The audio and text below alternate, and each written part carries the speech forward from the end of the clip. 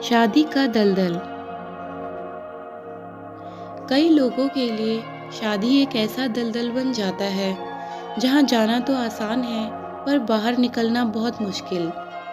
शादी के बाद हमारे समाज में आज भी कई औरतों को जाने अनजाने मायके में या ससुराल में यह बताया जाता है कि शादी के बाद लड़की का घर उसका ससुराल है, फिर चाहे वहां से उनकी अर्थी ही क्यों ना निकले।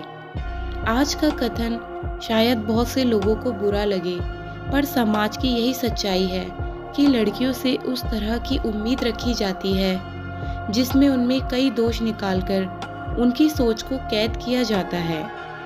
मीरा नाम की एक लड़की, जो कि एक समय पर बहुत चुलबुली व खुश मिजाज लड़की हुआ करती थी, उसकी हंसी मजाक करने के अंदाज से सब लोग उसे बहुत पसंद करते थे।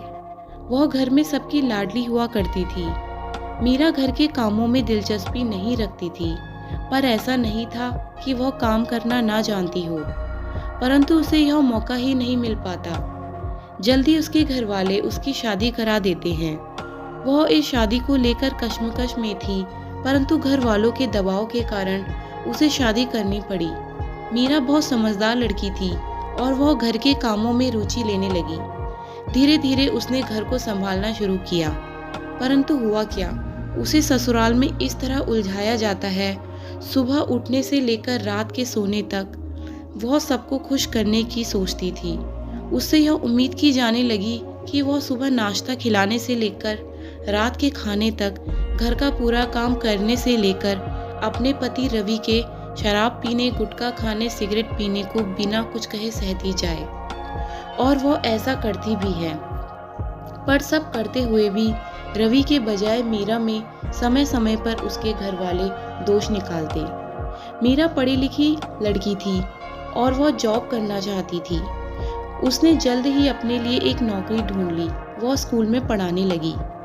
इसमें भी उसके ससुराल वाले उसे सुबह घर का काम करके जाने को कहते, वहां से आने के बाद दिन के खाने के बर्तन और तमाम काम छोड़ देते। इसी तरह मीरा सुबह से लेकर रात तक बस काम ही करती।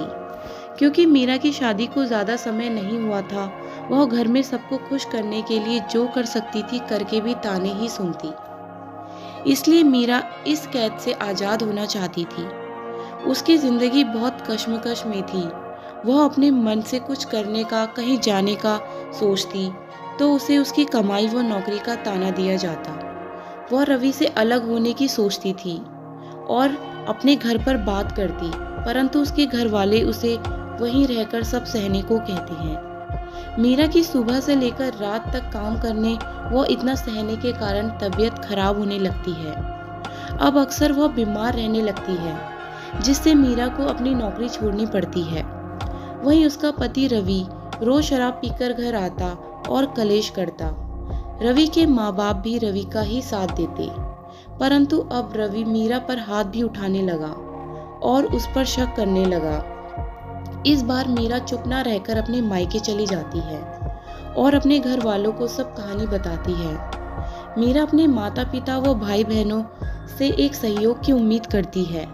वह उनको समझाने की कोशिश करती है, मम्मी पापा, मैं अपने पैर पर खड़ी हूँ, मैं नौकरी कर अपना घर चला सकती हूँ। पापा आज मेरा साथ दे दो। अगर आज मैंने रवि को छोड़ा तो मैं नौकरी करके खा सकती हूँ, पर अगर मैं आज आगे ना बढ़ी तो शायद मैं बाद में काम ना कर सकूँ, यानी समय ना निकल जाए। मैं अब इस जिल्लत की जिंदगी में नहीं रहना चाहती। इस पर मीरा के माता पिता उसे समझाते और कहते कि हमने तो बहुत बुरे बुरे दिन देखे। सभी औरतें यह सब सहती हैं और अपना घर संभालती हैं। तेरे घर में तो इतना काम भी नहीं है, काम वाली आती ही है। मीरा अपने माता पिता को समझाती कि काम से बढ़कर उसका आत्मसम्मान भी है। पापा घर का काम तो मैं कर ही लूंगी, पर मुझे इज्जत तो मिले, मुझे कोई समझे तो। परंतु अब मीरा के अटल फैसले पर उसके माता पिता झुक जाते हैं और उसके गिड़गिड़ा कर एक बार साथ में बैठकर बात करने को कहते हैं, जिस पर मीरा राजी हो जाती है। जिस कारण मीरा के माता पिता व सास ससुर साथ में बैठकर बातों का हल निकालते। मीरा की सास बोलती है, देखो भाई साहब, आज के जमाने में हर कोई शराब पीता है। कौन सा रवि नाली में गिरकर घर आता है। हर पति पत्नी में तनाव रहता है। जब मीरा और रवि माता पिता बन जाएंगे उसके बाद सब चीज़ सही होने लगेंगी। हर चीज़ को ठीक होने में वक्त लगता है। इन्हें अपनी शादी को और मौके देने चाहिए। हमारी इतनी ज़मीन है, हम कौन सा इन्हें अपने साथ लेकर जाएंगे। है तो यह सब मीरा का ही। इस तरह वो मीरा पर दबाव बनाते हैं। अपने माता पिता को रोता देख मीरा भी टूट जाती है और वह उसी घर में रहने का फैसला करती है। कुछ वक्त बाद मीरा और रवि की बेटी होती है, परंतु अब भी परिवार में तनाव बना ही रहता। रवि अब पहले से ज़्यादा शराब पीकर आने लगा, जिस पर मीरा भड़कती सुनाती। पर अब रवि को मीरा की बातों का कोई असर न होता और अब रवि का मीरा पर हाथ उठाना एक आम बात थी। मीरा अगर अपने उठाए हाथ के लिए आवाज़ उठाती तो कई आवाज़ें उसका मुंह बंद कर देती और अब तो मीरा को लड़की होने का ताना भी कसा जाता। अब वह चाहकर भी अलग नहीं हो सकती थी। वह अपनी शादी से मजबूर थी। वह जानती थी यदि वह रवि से अलग हुई तो उसके घर वाले भी उसका साथ नहीं देंगे और ना ही वह इतनी छोटी बेटी के साथ नौकरी कर सकती। वक्त ऐसा आया जिसमें अगर मीरा रवि के साथ रहती तो उस घर में उसका दम घुटता। मीरा के ससुर का कहना था कि वह मीरा को बैठे बैठे 2 रोटी दे रहे हैं, वही उसके लिए बहुत है। वहीं मीरा की सास का ताना था कि वह रवि की दूसरी शादी कराएगी। हर दिन वह मीरा पर नए नए इल्ज़ाम लगाते। कभी मीरा अपने मायके जाए तो उसके सामान को भी चेक किया जाता, कहीं वह कुछ सामान अपने मायके ना दे। मीरा का पति नौकरी तो करता था, परंतु अपने शराब गुटखा नशे की लत में सब खत्म करता। यदि मीरा अपने खर्चे के लिए पैसे मांगे तो 2 रोटी तो मिल रही है का ताना उसे मिलता। मीरा पर बहुत तरह की पाबंदी थी, जैसे जोर से ना बोलना, जोर से ना हंसना, दोस्तों से बात ना करना। इसी तरह रवि और पूजा का रिश्ता बस नाम का ही था। मीरा और रवि की बेटी बड़ी हो रही थी। अब उस पर भी घर के झगड़ों का असर पड़ने लगा। मीरा शादी के उस दलदल में फंस चुकी थी जहां से वह ना बाहर निकल सकती थी और ना ही उस घर में रह सकती थी। वह रोज मिन्नतें करती समय अच्छा हो, पर अब क्योंकि समय बीत चुका था, अब ना वह नौकरी कर सकती। वह बस दिन भर अपने उस दिन को कोसती जब उसके माँ बाप ने उसका साथ नहीं दिया। इसी बीच मीरा को भयंकर बीमारी भी हो गई, पर अब भी वह उन्हीं चीज़ों से लड़ रही थी। ऊपर से सास ससुर के ताने, वह नंद देवर, आखिर में अपने पति, सबसे तंग आकर अपने प्राणों को त्याग देती है। मीरा के जाने के बाद मीरा के ससुराल और मायके के लोग रोते बिलखते। कुछ समय बाद रवि की माँ रवि की दूसरी शादी कराती है और उनकी गृहस्थी दोबारा से चलना शुरू होता है, क्योंकि वो कहते हैं ना, इंसान सब कुछ बदल सकता है पर अपनी फितरत नहीं। अब भी रवि का वही रवैया था, परंतु इस बार मीरा और रवि की बेटी इसको सफ़र कर रही थी।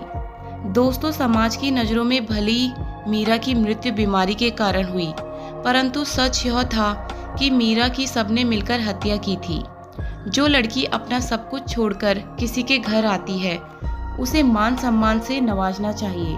रवि जैसे जाने कितने लड़कों के माता पिता उनका घर फिर से बसा देते हैं, परंतु आज भी हमारे समाज में लड़की के पुनर्विवाह को अपराध माना जाता है, भले ही इसमें लड़की का जीवन ही क्यों ना खत्म हो जाए। मीरा भले ही दुनिया से चली गई और रवि की भी दूसरी शादी हो गई, परंतु उनकी बेटी आज भी अकेली है और कई तरह की यातनाओं का सामना करती है और अपनी माँ को तरसती है।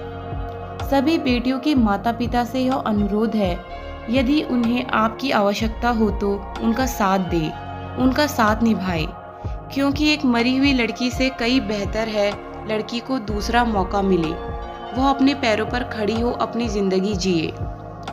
यदि मीरा के माता पिता ने उसका साथ दिया होता तो आज कई लोगों की जिंदगी बेहतर होती।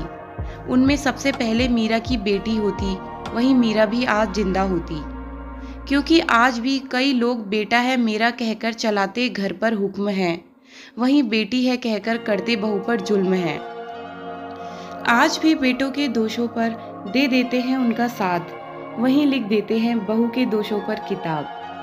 हर औरत का अपना आत्मसम्मान होता है, हमें उनकी कद्र करनी चाहिए। ज़माना बदल रहा है, हमें उसके संग चलना चाहिए। खानदानी वह नहीं जो देते हैं झूठी मिसाल, बल्कि खानदानी वह है जो देते हैं अपनी बहुओं को सम्मान। अगर आपको यह वीडियो पसंद आई तो लाइक करें। इस तरह की और कहानियों के लिए कृपया हमारे चैनल को सब्सक्राइब करें। अपडेट्स के लिए बेल आइकन को दबाना ना भूलें। धन्यवाद।